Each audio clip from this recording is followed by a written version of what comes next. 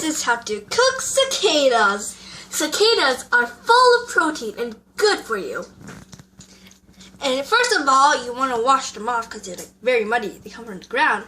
And they've been living in the ground for years. And then you want to put them in salt water.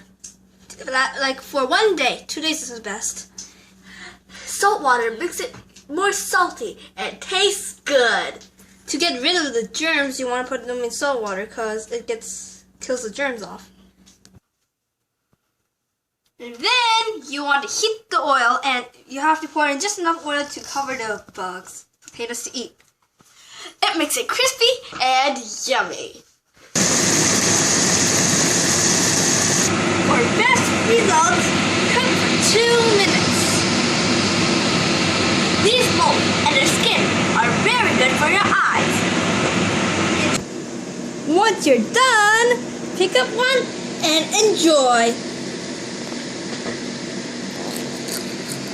Yummy!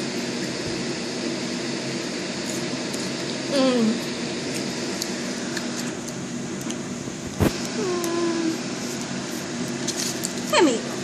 Take a close look at them. Are they yummy looking? Kind of. Very juicy, crispy at the same time.